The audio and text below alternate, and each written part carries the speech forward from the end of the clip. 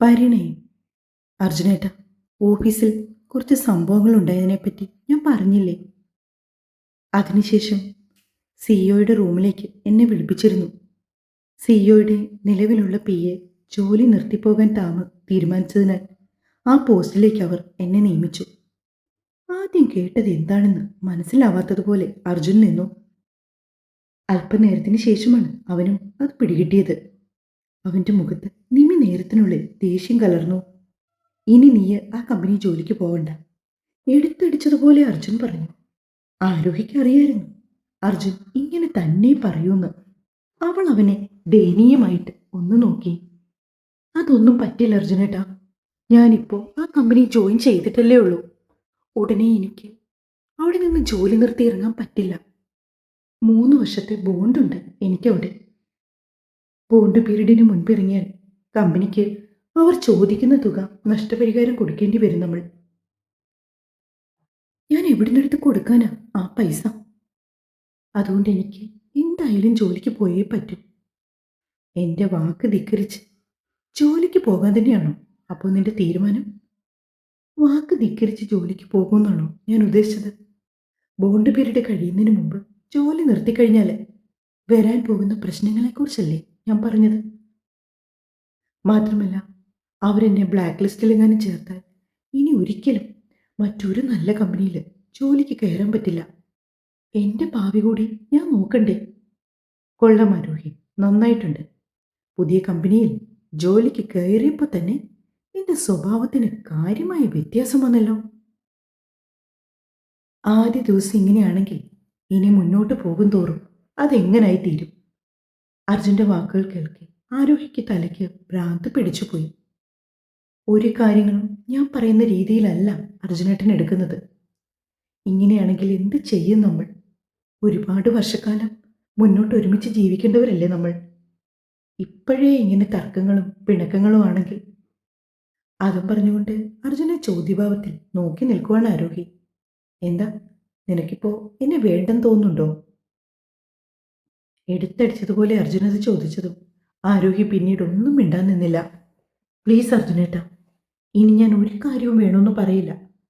ഒരു കാര്യത്തിനു വേണ്ടിയും വാശി പിടിക്കില്ല. പക്ഷേ ഈ ജോലി അത് ഉപേക്ഷിക്കാൻ മാത്രം എന്നോട് പറയരുത്. ഞാൻ ഒരുപാട് കഷ്ടപ്പെട്ട് ഉറക്കമൊഴിച്ച് പഠിച്ചു കിട്ടിയ ജോലിയാണിത്. അതുകൊണ്ട് എന്തു വന്നാലും ഈ ജോലി എനിക്ക് നേടിയെടുക്കണം. ഈ ജോലിയിൽ തുടർന്നേ പറ്റൂ. എങ്കിലൊരു കാര്യം ചെയ്യും, നീ നിന്റെ ഇഷ്ടം പോലെ പ്രവർത്തിക്കുക. ഇനി ഒരു കാര്യത്തിനും എന്നോട് അഭിപ്രായം ചോദിക്കരുത്. തീർത്ത് പറഞ്ഞുകൊണ്ട് അർജുൻ ദേഷ്യത്തിൽ വീട്ടിലേക്ക് കയറിപ്പോയി.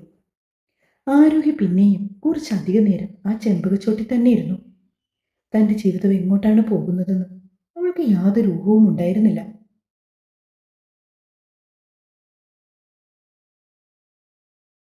കുറച്ച് നാളുകളായി അർജുനേട്ടൻ ഇങ്ങനെയാണ്. മുൻപൊന്നും ഇങ്ങനെയല്ലായിരുന്നു. തന്നോട് എന്ത് സ്നേഹമായിരുന്നു, വിശ്വാസമായിരുന്നു. ഇങ്ങനെയുള്ള മോശം വാക്കുകളൊന്നും ഒരിക്കൽ പോലും അർജുനേട്ടൻ്റെ നാവിൽ നിന്നും താൻ കേട്ടിട്ടില്ല. ഇതിപ്പോ എന്ത് താൻ പറഞ്ഞാലും അതിനൊക്കെ ഒരു എതിരഭിപ്രായവും തന്നെ വിശ്വാസമില്ലാത്ത പോലെയുള്ള പെരുമാറ്റവും. ശരിക്കും അവൾക്ക് തോന്നിപ്പോയി അർജുൻ തന്നെ അവൻ്റെ ജീവിതത്തിൽ നിന്ന് ഒഴിവാക്കാൻ നോക്കുകയാണോ എന്ന്.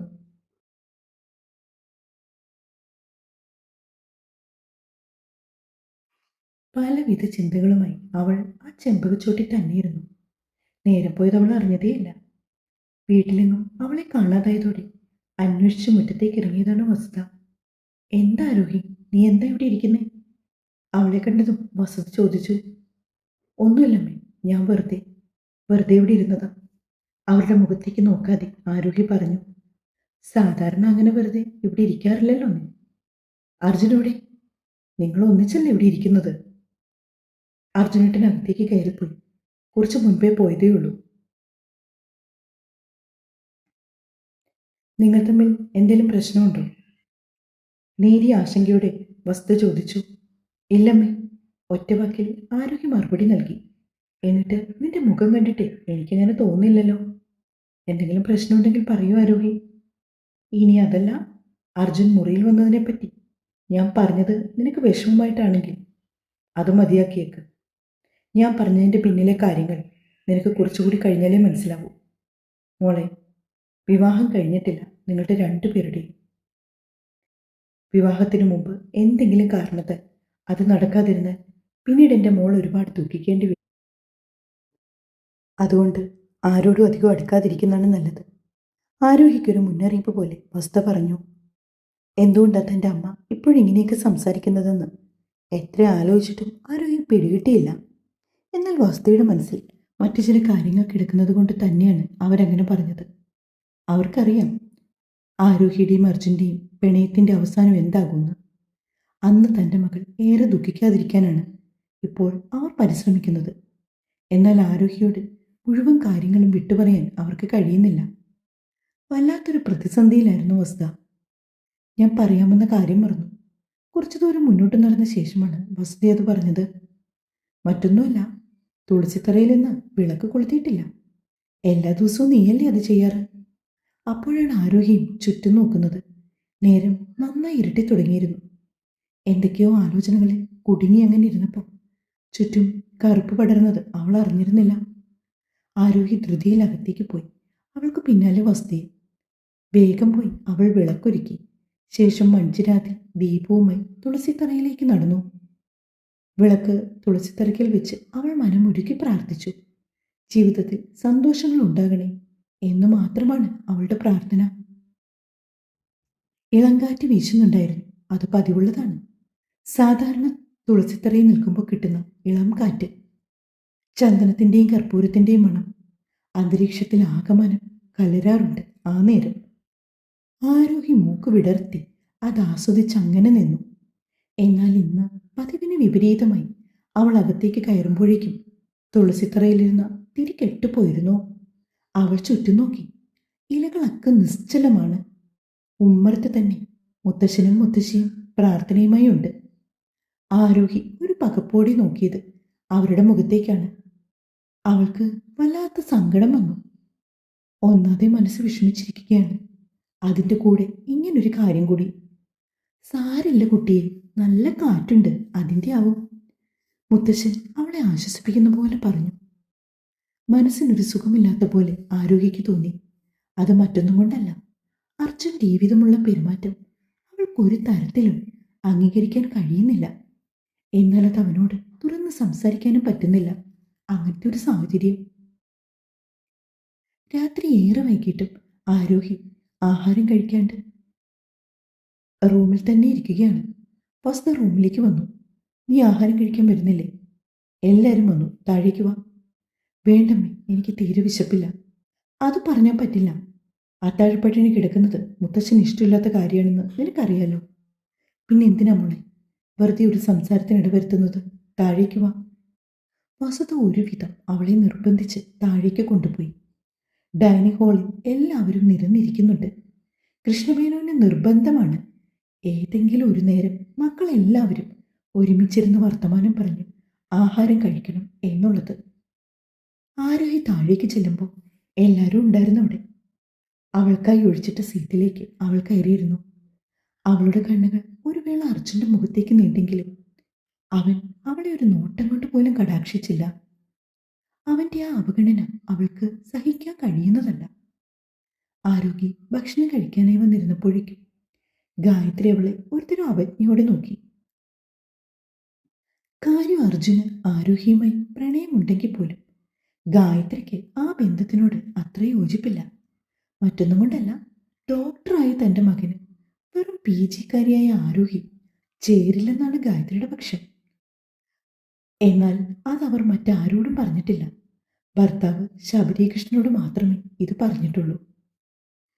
പെങ്ങളുടെ മനസ്സ് വിഷമിപ്പിക്കാൻ ശബരികൃഷ്ണന് കഴിയാത്തതുകൊണ്ട് അയാൾ പരമാവധി ഗായത്രിയുടെ പരാതികൾക്ക് ചെവി കൊടുക്കാതിരിക്കുകയാണ് ചെയ്യുന്നത്. ആര്യമ്മളുടെ മുഖത്തെന്താ ഒരു വയ്യായിക? അവളുടെ അത്ര തെളിച്ചമില്ലാത്ത മുഖം കാണിക്കെ കൃഷ്ണമേനോൻ ചോദിച്ചു. പെട്ടെന്ന് പകപ്പോടെ ആരോഹി നോക്കിയത് അർജുന്റെ മുഖത്തേക്കാണ്. അവനാണെങ്കിൽ യാതൊരു ഭാവവ്യത്യാസവും ഇല്ലാണ്ട് ആഹാരം കഴിക്കുകയാണ്. ഒന്നുമില്ല മുത്തച്ഛ, ചെറിയൊരു തലവേദന. ആരോഹി മറുപടി നൽകി. അർജുൻ. മുത്തച്ഛൻ്റെ ആ വിളിയിലുണ്ടായിരുന്നു അയാൾ എന്താണ് ഉദ്ദേശിച്ചതെന്ന്. അർജുൻ ഡോക്ടറാണ്. ആരോഗ്യയ്ക്ക് വേണ്ട മരുന്ന് നൽകണമെന്നാണ് കൃഷ്ണമേനോൻ പറയാതെ പറഞ്ഞത്. "ഓ മുത്തച്ഛ, മരുന്ന് നൽകാം," അർജുൻ പറഞ്ഞു. അവരുടെ ഈ സംഭാഷണങ്ങളൊക്കെ കേൾക്കെ ഗായത്രി ചുണ്ടുപൊട്ടി. അതേസമയം രാവേറെ വൈകിട്ടാണ് അക്ഷിത് വീട്ടിലേക്ക് വന്നത്. അക്ഷിതിന്റെ അച്ഛൻ ആനന്ദ് മേനോൻ ആൾക്കിടയ്ക്ക് വെച്ച് ചെറിയൊരു വയ്യായ്ക വന്നതോടെ അക്ഷിത് ബിസിനസിന്റെ ചുമതല പൂർണ്ണമായി ഏറ്റെടുത്തത്. അക്ഷിതിന്റെ അമ്മ ശ്രീദേവി അക്ഷിക്ക് 3 വയസ്സുള്ളപ്പോൾ ഒരു ആക്സിഡന്റിൽപ്പെട്ട് മരണപ്പെട്ടതാണ്. ശേഷം ആനന്ദ് ഊർമിള എന്നു പേരുള്ള ഒരു സ്ത്രീയെ വിവാഹം കഴിച്ചു. അവർക്ക് 2 മക്കൾ. അനന്യ ക്രിസ്റ്റൽ ഗ്രൂപ്പിൽ തന്നെയാണ് അനന്യ വർക്ക് ചെയ്യുന്നത്. രണ്ടാമതൊരു മകളാണ്, അത് അലങ്കൃത. അവളിപ്പോ MBA ഫൈനൽ ഇയർ സ്റ്റുഡൻറ്റ്. "നീ എന്താ അക്ഷയ് ഇത്രയും ലേറ്റായി? ഞാൻ ഒരുപാട് തവണ വിളിച്ചിട്ട് നീ ഫോൺ പോലും എടുത്തില്ല." അക്ഷയ് അകത്തേക്ക് കയറിയപ്പോൾ ലിവിംഗ് റൂമിലിരുന്ന ആനന്ദൻ അവനെ കണ്ടുകൊണ്ട് ചോദിച്ചു. "അതച്ഛാ, 1-2 ഇടങ്ങളിൽ പോകാനുണ്ടായിരുന്നു ശബരിയുടെ കൂടെ." ശബരി അക്ഷയുടെ ഏറ്റവും അടുത്ത സുഹൃത്താണ്. അവിടുത്തെ തന്നെ ഏറ്റവും ഫേമസ് ആയ ഒരു ആശുപത്രിയിലെ സീനിയർ ഡോക്ടറാണ് ശബരി. "പോയി ഫ്രഷായി വരൂ, ആഹാരം കഴിക്കാം," ആനന്ദ് പറഞ്ഞു. അക്ഷയുടെ കണ്ണുകൾ അവിടെ ആകമാനം ഊർമിളയെ തിരഞ്ഞു. അവൻ ആരെയാണ് തിരയുന്നതെന്ന് മനസ്സിലായതും ആനന്ദ് നീട്ടി വിളിച്ചു. "ഊർമിള, ദാ തന്നെ അക്ഷയ് അന്വേഷിക്കുന്നു." അപ്പോഴേക്കും തന്നെ ഊർമിള ഓട്ടിക്കിതച്ച് അവൻ്റെ അരികിലേക്ക് എത്തി. "എവിടെയായിരുന്നു മോനെ? എത്ര നേരം വിളിച്ചു? ഒരിക്കൽ പോലും കോൾ എടുക്കാതിരുന്നതെന്താ? അമ്മ പറഞ്ഞിട്ടുള്ളതല്ലേ എത്ര തിരക്കുണ്ടല്ലോ ഫോൺ അറ്റൻഡ് ചെയ്യണമെന്ന്." ഊർമിളയ്ക്ക് വലിയ സ്നേഹമാണ് അക്ഷിതിനോട്. ഊർമിള ആദ്യമൊന്ന് വിവാഹം കഴിച്ചതാണ്. അവർക്ക് ആ വിവാഹത്തിൽ ഒരു മകനുണ്ടായിരുന്നു. പക്ഷെ പിന്നീട് ഒരു അസുഖം വന്ന് മകൻ മരിച്ചു. പിന്നെ ഭർത്താവിൻ്റെ കണ്ണുകൂടി കൂടി വന്നതോടെ ഊർമിളയെ സ്വന്തം വീട്ടുകാർ അവരുടെ വീട്ടിലേക്ക് കൂട്ടിക്കൊണ്ടുവന്നു. അങ്ങനെ അവിടെ നിൽക്കുന്ന സമയത്താണ് അവർക്ക് ആനന്ദിന്റെ ആലോചന വരുന്നത്. അതുകൊണ്ട് തന്നെ അക്ഷയോട് ഒരു പ്രത്യേക സ്നേഹമാണ് ഊർമിളയ്ക്ക്. മറ്റൊന്നും കൊണ്ടല്ല, തൻ്റെ മരിച്ചുപോയ മകന്റെ സ്ഥാനത്താണ് അക്ഷയെ ഊർമിള കാണുന്നത്. അന്ന് തൊട്ട് ഇന്നോളം ഊർമിളയ്ക്ക് അക്ഷയോടുള്ള സ്നേഹത്തിന് യാതൊരു കുറവും വന്നിട്ടില്ല. അക്ഷയ് വന്നതറിഞ്ഞ് മുകളിലായിരുന്ന അനന്യ താഴേക്ക് വന്നു. "ഏട്ടാ," അവൾ അക്ഷയ്ക്ക് അടുത്തേക്ക് വന്നു. "ഏട്ടൻ ഇന്ന് PS ആയിട്ട് പുതിയ പെൺകുട്ടിയെ നിയമിച്ചു അല്ലേ?" അനന്യ ചോദിച്ചു. "ആ, അതെ. എല്ലാം വളരെ പെട്ടെന്നായിരുന്നു," അക്ഷയ് മറുപടി കൊടുത്തു. അക്ഷയ്ക്ക് അനന്യയോട് വലിയ താല്പര്യമില്ല. അത് മറ്റൊന്നും കൊണ്ടല്ല, അനന്യയുടെ ക്യാരക്ടറാണ്. ഒരു വല്ലാത്ത തരം കുശുമ്പ്. ചുറ്റുമുള്ള എല്ലാത്തിനോടും ഉള്ള തരത്തിൽ ഒരു ക്യാരക്ടറാണ് അവളുടേത്. തന്നേക്കാൾ എഫിഷ്യൻ്റായ എംപ്ലോയിയോട് കുശുമ്പ്, തന്നേക്കാൾ സുന്ദരിയായ മറ്റു പെൺകുട്ടികളോട് കുശുമ്പ്. അങ്ങനെ മൊത്തത്തിൽ അവളുടെ ക്യാരക്ടർ അത്ര താല്പര്യമില്ല അവന്. എന്നാൽ അലങ്കൃതി അങ്ങനെയല്ല. വളരെ നല്ല സ്വഭാവമാണ് അലങ്കൃതിയുടേത്. അക്ഷിക്ക് അവളെ ഒരുപാട് ഇഷ്ടവുമാണ്. ഇന്നെന്തോ അവൻ വീട്ടിലേക്ക് വന്നപ്പോൾ അവളെ കണ്ടില്ല. മിക്കവാറും പഠിക്കുമായിരിക്കും. പഠിക്കാൻ മിടുക്കിയാണ് അവൾ. ഇപ്പൊ പരീക്ഷ എടുക്കാറായതുകൊണ്ട് തന്നെ പരീക്ഷാ ചൂടിലാണ് ആള്. "അമ്മേ, ഞാൻ ഫ്രഷ് ആയിട്ട് വരാമേ." അതും പറഞ്ഞുകൊണ്ട് അക്ഷയ് അവൻ്റെ റൂമിലേക്ക് പോയി. റൂമിൽ ചെന്ന് ഫ്രഷായി താഴേക്ക് ഇറങ്ങി വരുമ്പോഴും അവൻ്റെ മനസ്സിലേക്ക് എന്തിനോ വേണ്ടി ആരോഗ്യ കടന്നു വന്നു. അവൻ അവളോട് നല്ല ദേഷ്യമുണ്ടായിരുന്നു. കാര്യം ആദ്യമായിട്ടാണ് ആ കമ്പനിയിൽ നിന്ന് ഒരു എംപ്ലോയി തന്നോട് അങ്ങനെ ഒരു രീതിയിൽ പെരുമാറുന്നത്. അവളെക്കുറിച്ച് ഓർത്ത മാത്രമേ തന്നെ അവൻ്റെ മുഖം ചുവന്നു. അവളെ മര്യാദ പഠിപ്പിച്ചേ പറ്റും. അക്ഷയ് മനസ്സിൽ ഓർത്തുകൊണ്ട് ഡൈനിങ് ഹാളിലേക്ക് പോയിരുന്നു. അപ്പോഴേക്കും അവന് കഴിക്കാനായി പ്ലേറ്റ് മുന്നിലേക്ക് വെച്ചിരുന്നു ഊർമിള. അക്ഷയ് രാത്രി ചപ്പാത്തിയാണ് കഴിക്കാറ്. ചില ദിവസങ്ങളിൽ അത് സാലഡ് മാത്രമാക്കും. അവനായിട്ട് ഒരു പ്ലേറ്റിലേക്ക് 2 ചപ്പാത്തിയും അല്പം കറിയും വിളമ്പി ഊർമിള. "കഴിക്കുമോനെ?" അവൾ അവൻ്റെ അടുത്ത് തന്നെ നിന്നു. "നീ വല്ലാതെ ക്ഷീണിച്ചു അക്ഷയ്. കുറച്ച് ദിവസങ്ങളായി ഞാൻ ശ്രദ്ധിക്കുന്നുണ്ട്. നിനക്ക് ആഹാരത്തിലൊന്നും തീരെ ശ്രദ്ധയില്ല." ഊർമിള അവനെ നോക്കി കരുതലോടെ പറഞ്ഞു. "അതൊക്കെ അമ്മയുടെ തോന്നലമ്മേ." "തോന്നലൊന്നുമല്ല, ദേ നോക്കി ആനന്ദേട്ടാ, ഇവന്റെ മുഖത്ത് നല്ല മാറ്റമില്ലേ?" ഊർമിള ആനന്ദിനോടായി ചോദിച്ചു. "എടോ ഊർമിള, അതൊക്കെ തന്റെ തോന്നലാടോ. അവൻ നല്ല ആക്റ്റീവായിട്ടല്ലേ ഇരിക്കുന്നേ." "അതോ നിനക്കിനി എന്തെങ്കിലും ടെൻഷനുണ്ടോ മോനെ?" ആനന്ദനും കരുതലോടെ അക്ഷയോട് ചോദിച്ചു. ഇല്ലച്ചാ, ഞാൻ ഓക്കെയാ. ആനന്ദൻ ചിരിയോടെ റൂമിലേക്ക് പോയി. അക്ഷയും ആഹാരം കഴിച്ച് ശേഷം മുകളിലെ മുറിയിലേക്ക് പോയി. അവന് നാളത്തേക്ക് ചെയ്തു തീർക്കാൻ കുറച്ചധികം വർക്കുകൾ പെൻഡിങ് ആയിരുന്നു. ലാപ്പും ഓൺ ചെയ്ത് അവൻ മുറിയിലേക്കിരുന്നു. പിന്നെ ഇപ്പോഴുമാണ് അവൻ വന്ന് കിടന്നത്. ആ രാത്രി ആരോഹിക്ക് തീരെ ഉറങ്ങാൻ കഴിഞ്ഞില്ല. അവളുടെ ചിന്തകളിൽ നിറഞ്ഞു നിന്നത് അർജുനായിരുന്നു. അവനൊപ്പമുള്ള സന്തോഷം നിറഞ്ഞ ദിനങ്ങൾ അവളുടെ ഓർമ്മയിൽ തെളിഞ്ഞു വന്നു. അവളുടെ ഉറക്കം കെടുത്തി. അവനെ നഷ്ടപ്പെടാൻ പോകണോ എന്നൊരു ഭയം അന്ന് ആദ്യമായി അവളിൽ മുളപൊട്ടി. എങ്ങനെയൊക്കെയോ ആ രാത്രി ഇരട്ടി വെളുപ്പിച്ചവൾ. രാവിലെ നേരി കണ്ടപ്പോൾ പല തവണ അർജുനോട് സംസാരിക്കാനായി അവൾ ചെന്നു. പക്ഷെ അവനതൊന്നും ചെവിക്കൊണ്ടില്ല. പിന്നെ അധികം നേരം നിന്ന് സമയം കളയാതെ അവൾ വേഗം ഓഫീസിൽ പോവാനായി റെഡിയാവാൻ തുടങ്ങി. മറ്റൊന്നും കൊണ്ടല്ല, ഇന്ന് ലേറ്റായി ചെന്നാൽ അക്ഷയുടെ വായിലിരിക്കുന്നത് മുഴുവൻ അവൾക്ക് കേൾക്കേണ്ടി വരും.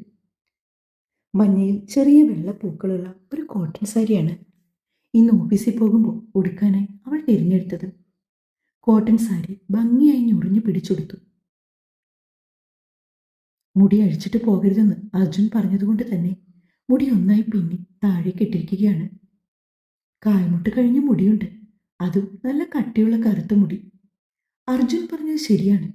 ആര് കണ്ടാലും അവരുടെ ശ്രദ്ധ പെട്ടെന്ന് തന്നിലേക്ക് എത്തും. ആലോചനയോടെയാണ് ആരോഗ്യ ബസ് സ്റ്റോപ്പിലേക്ക് നടന്നത്. അവൾക്ക് സ്വന്തമായി സ്കൂട്ടിയുണ്ട്. പക്ഷേ അതിപ്പോൾ കുറച്ച് ദിവസമായി കംപ്ലൈൻ്റ് ആയതുകൊണ്ട് വർക്ക്ഷോപ്പിൽ കൊടുത്തിരിക്കുകയാണ്.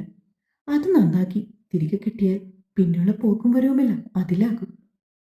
ആരോഹി കയറിയ ബസ്സിൽ നീലിമയും ഉണ്ട്. നീലിമ ആരോഹിക്കായി അവൾക്കരികിൽ തന്നെ സീറ്റ് പിടിച്ചിട്ടുണ്ട്. എന്ത് പറ്റിയാരോ, എന്താ നിന്റെ മുഖം വല്ലാണ്ട്? ആരോഹിയുടെ മുഖത്തെ തെളിച്ചമില്ലായ്മ കണ്ടതും നീലിമ ചോദിച്ചു. ഒന്നുമില്ല നീലു, എന്തോ മനസ്സിനൊരു സുഖമില്ലാത്ത പോലെ. മനസ്സിന് സുഖമില്ലാത്തതോ അതോ നീയും നിന്റെ അർജുനട്ടനും തമ്മിൽ ഇന്നും വഴക്കുണ്ടാക്കിയോ? ഒരു വേള വിശ്വാസം വരാത്ത പോലെ ആരോഹി നീലിമയുടെ മുഖത്തേക്ക് തന്നെ നോക്കി. കാര്യം മറ്റൊന്നുമല്ല, ഞാനും അർജുനട്ടനും തമ്മിൽ വഴക്കുണ്ടാക്കിയെന്ന് ഇവൾ എങ്ങനെ അറിഞ്ഞു? അതും ഇത്ര വേഗം. അത് നീ എങ്ങനെ അറിഞ്ഞു? ആരോഹി ഒരു ചെറു സംശയത്തോടെ നീലിമയോട് ചോദിച്ചു. ആഹാ, അപ്പൊ എന്റെ ഊഹം ശരിയായിരുന്നല്ലേ? എന്റെ മോൻ, ഇന്നലത്തെ നിന്റെ അർജുനേട്ടന്റെ മുഖഭാവം കണ്ടപ്പോൾ തന്നെ എനിക്ക് തോന്നിയതാ, ഇന്ന് നിന്റെ മുഖം ഇങ്ങനെ ഒരു കൊട്ടയായിട്ടിരിക്കുന്നു. നോക്കാരും, നിനക്ക് സമയം ഇനിയും വൈകിട്ടില്ല. ആ സൈക്കോയെ കളഞ്ഞിട്ട് വേറെ വല്ല നല്ല ചെക്കന്മാരെ നോക്കാം. ഓഫീസിലാണെങ്കിൽ ഇന്നലെ ഒറ്റ ദിവസം കൊണ്ട് മുഴുവൻ ചെക്കന്മാരും നിന്റെ മുടിയുടെ ഫാനായി. നീലിമ ഭയങ്കര ആവേശത്തോടെ സംസാരിക്കുകയാണ്. പക്ഷെ ആ സംസാരമൊന്നും ചെവിക്കൊള്ളാൻ ആരോഗ്യം പോയില്ല. അവളുടെ മനസ്സിൽ അർജുൻ മാത്രമേ ഉള്ളൂ. ഏകദേശം 5 വർഷത്തോളമായിട്ടുള്ള പ്രണയമാണ്. കാണുന്നവർക്ക് അവസാനിപ്പിക്കാൻ ഒറ്റ വാക്കിൽ പറയാൻ എളുപ്പമാണ്. പക്ഷെ തന്നെ കൊണ്ട് അതിന് സാധിക്കുമെന്ന് അവൾ സ്വയം ഓർത്തു. അപ്പോഴേക്കും തന്നെ അവർ കയറിയ ബസ് കമ്പനിയുടെ ഫ്രണ്ടിലുള്ള സ്റ്റോപ്പിലെത്തി. ആരോഗ്യ നീലിമയും ബസ്സിൽ നിന്നിറങ്ങി നേരെ റോഡ് ക്രോസ് ചെയ്ത് കമ്പനി ലക്ഷ്യമാക്കി നടന്നു. അവളുടെ പഞ്ചിങ് ആക്ടിവേറ്റ് ആയിട്ടുണ്ട്. അതുകൊണ്ട് തന്നെ ഇനി മുതൽ 8:55 മുമ്പ് പഞ്ചിങ് ചെയ്യണം, അല്ലെങ്കിൽ ഹാഫ് ഡേ കട്ടാകും. ഇന്നലെ തന്നെ ന്യൂ എംപ്ലോയീസിനെല്ലാം കമ്പനിയിൽ നിന്ന് ആ മെയിൽ വന്നു. അതുകൊണ്ടാണ് ആരോഹി ഇന്ന് നേരത്തെ പോയത്. ഓഫീസിനുള്ളിലേക്ക് ഇരുവരും കയറി. നീലിമ അവളുടെ ഡിപ്പാർട്ട്മെന്റിലേക്ക് പോയപ്പോൾ ആരോഹി പഞ്ച് ചെയ്തിട്ട് 4th ഫ്ലോറിലേക്ക് പോയി. 4th ഫ്ലോറിലാണ് അക്ഷയുടെ cabin. അവൾ നേരെ ഡോർ തുറന്ന് അകത്തേക്ക് കയറി. ആ സമയം അക്ഷയ് വന്നിട്ടുണ്ടായിരുന്നില്ല. അതുകൊണ്ട് അനുവാദം ചോദിക്കേണ്ടി വന്നില്ല. ടേന പറഞ്ഞ പോലെ ആദ്യം അക്ഷയുടെ ടേബിളെല്ലാം അവൾ അറേഞ്ച് ചെയ്തു. ശേഷം പഴയ ഫ്ലവേഴ്സ് മാറ്റി. അപ്പോഴേക്കും തന്നെ പ്യൂൺ വന്ന് പുതിയ ഫ്ലവേഴ്സ് അതിലേക്ക് വെച്ചു. പിന്നെ മൊത്തത്തിൽ അവൾ അവിടെ ആകമാനം നോക്കി. എല്ലാം ക്ലീനാണെന്ന് കണ്ടത് തൻ്റെ ടേബിളിലേക്ക് വന്നിരുന്ന് സിസ്റ്റം ഓൺ ചെയ്തു. അക്ഷി വരാനൊന്നും കാത്തുനിന്നില്ല. വർക്ക് ഒരു സൈഡിൽ നിന്ന് തന്നെ അവൾ തുടങ്ങി. ഏകദേശം 9:30 അക്ഷി ക്യാബിനിലേക്ക് വന്നത്. ആരോഹി അവനെ കണ്ടതും വേഗം എഴുന്നേറ്റു. ഗുഡ് മോർണിംഗ് സർ, അവനെ നോക്കി പറഞ്ഞു. മോർണിംഗ്. സിസ്റ്റത്തിലേക്ക് തന്നെ മിഴി നട്ടുകൊണ്ട് അവളെ ഒന്ന് നോക്കി. അത്രമാത്രം അവനും പറഞ്ഞോളൂ. ശേഷം ഇരുവരും അവരുടെ ജോലികളിലേക്ക് കടന്നു. ഇതിനിടയ്ക്ക് ആരോഗ്യയുടെ ഫോണ് നിർത്താതെ ശബ്ദിക്കുന്നുണ്ട്. കട്ടാക്കിയിട്ടും വീണ്ടും വീണ്ടും കോൾ വന്നതോടെ അവളത് എടുത്തു നോക്കി. അർജുനാണെന്ന് അവൾക്ക് മനസ്സിലായി. അവൾ കോൾ എടുക്കാതായതോടെ അവൻ മെസ്സേജ് എന്തോ ഇട്ടു. അവൾ സന്തോഷത്തോടെ അത് ഓപ്പൺ ചെയ്തു. അവളുടെ ഓരോ പ്രവൃത്തികളും സൂക്ഷ്മമായി വീക്ഷിക്കുകയായിരുന്നു അക്ഷയ സമയം. അവളുടെ ഫോണിലേക്ക് നിർത്താതെ കോൾ വന്നപ്പോൾ അവൻ ശ്രദ്ധിച്ചിരുന്നു. ആരോഹി, ഞാൻ താഴെയുണ്ട്. നീ എന്തേലും കാരണം പറഞ്ഞ് താഴേക്ക് വാ. ആരോഹിയുടെ ചങ്കം ഇടിച്ചുയർന്നു. ഈശ്വര, ഈ അർജുനേട്ടൻ ഇതെന്തു ഭാവിച്ചാണ്? ആരോഹി ആലോചനയോടെ ഇരിക്കുന്ന സമയത്താണ് അക്ഷി അവളെ വിളിച്ചത്. ആരോഹി. സർ. പെട്ടെന്ന് തന്നെ അവൾ ഇരുന്നിടത്തു നിന്ന് എണീറ്റു. ഓഫീസ് അവേഴ്സിൽ പേഴ്സണൽ ഫോൺ അലൗഡ് അല്ലെന്ന് അറിയില്ലേ? അറിയാം സർ. അവൻ്റെ രൂക്ഷമായ നോട്ടം നേരിടാനാവാതെ അവൾ പെട്ടെന്ന് തന്നെ ഫോൺ സൈലന്റിലിട്ടുകൊണ്ട് ബാഗിലേക്ക് തിരികെ വെച്ചു. എന്നാൽ അപ്പോഴും അർജുൻ്റെ കോളുകൾ അവളുടെ ഫോണിലേക്ക് തുടരെ തുടരെ വന്നുകൊണ്ടേയിരുന്നു. ഇന്നിനി വൈകിട്ട് വീട്ടിൽ ചെല്ലുമ്പോൾ സംഭവിക്കാൻ പോകുന്ന കാര്യങ്ങളോർക്കെ ആരോഗ്യയുടെ ഉള്ളിൽ ഭയം തിങ്ങി നിറഞ്ഞു. തുടരും. കഥ ഇൻട്രസ്റ്റിംഗ് ആയി വരുന്നേ ഉള്ളൂ കേട്ടോ. നിങ്ങളൊന്ന് വെയിറ്റ് ചെയ്യണേ.